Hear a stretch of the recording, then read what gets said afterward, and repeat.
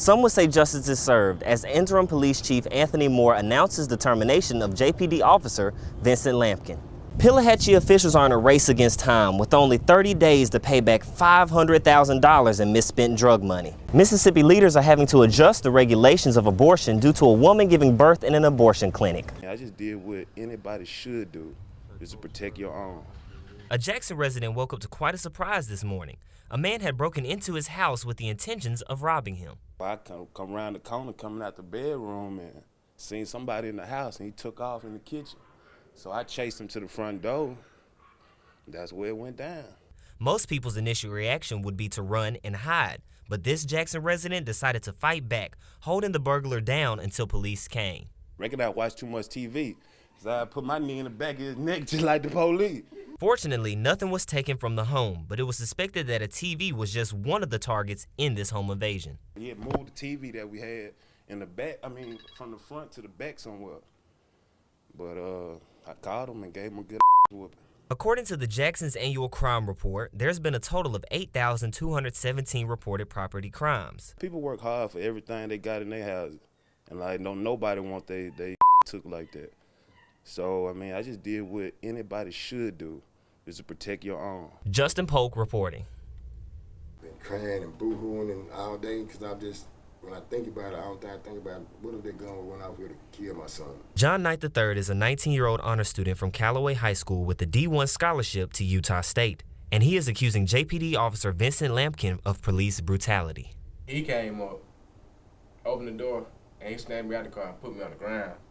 And then when he put his foot on my face and put me in handcuffs, and then he punched me. During most traffic stops, it's custom for officers to inform a person on why they've been pulled over. But according to John Knight III, all he got were handcuffs, an illegal search, and a gun pulled on him. He put the gun right to the back of my head, so I felt it. So I'm just thinking, everything, my life flashed for my eyes. Knight was not charged, but further investigation into Vincent Lampkin revealed that others had similar encounters with the officer and were not charged as well. One woman gave us the breakdown of her experience. He told me, he said, get out the car. And I said, sir, can you tell me what I'm getting out the car for? He said, I said, get out the car. So at this time, he snatched my door open and grabbed me by the side of my neck. He said, didn't I tell you get your out the car?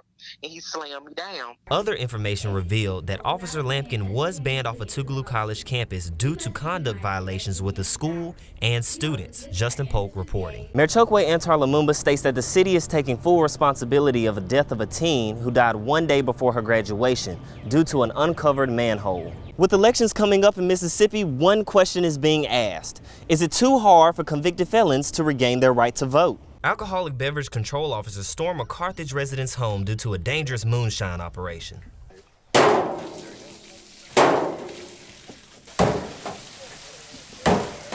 We found 5 55-gallon drums, barrels of mash, corn mash, using corn chops, and they're actually in his living room. According to Mississippi law, it is illegal to make moonshine or any form of illegal whiskey and could be considered as a felony. One ABC officer tells us due to how most of these distilleries are maintained, it is unsafe for consumption. This is very unsanitary. If people knew where their moonshine come from, I bet they wouldn't drink it. I've been with ABC for 15 years, and this is by far one of the nastiest ones I've seen. Buckets of product were kept in rooms filled with animal droppings, and some buckets had bugs in them. But worst of all, a trash can filled with urine in that very room. In the mash barrels, you go in there, you'll see roaches in the mash barrels. You're going to see flies in the finished product.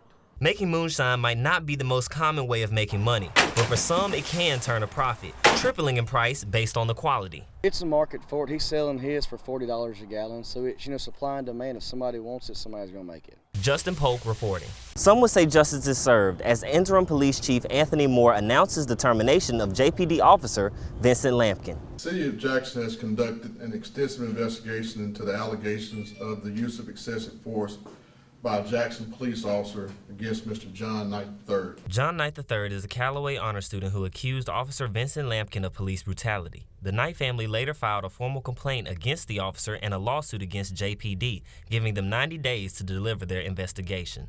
The officer involved, Officer Vincent Lampkin, has been terminated. It was believed that Officer Vincent Lampkin had a history of abusing the badge, and according to students from Tougaloo College, he was banned off the campus for harassing students. Under no circumstances would the City of Jackson tolerate excessive force or knowingly allow acts of injustice against the residents of the City of Jackson. Interim Police Chief Anthony Moore kept the press conference quick and to the point, making it understood that JPD does not condone that behavior, and to reassure the public's trust in the department. Jackson police officers work extremely hard to serve our residents and should not be judged by the acts or behavior of one actor. Justin Devon reporting. Remember Food Truck Fridays? Well, they used to be held here, but now that Smith Park is reopened, a lot of vendors plan on going back. With elections coming up in Mississippi, one question is being asked. Is it too hard for convicted felons to regain their right to vote? Pillahatchee officials are in a race against time with only 30 days to pay back $500,000 in misspent drug money.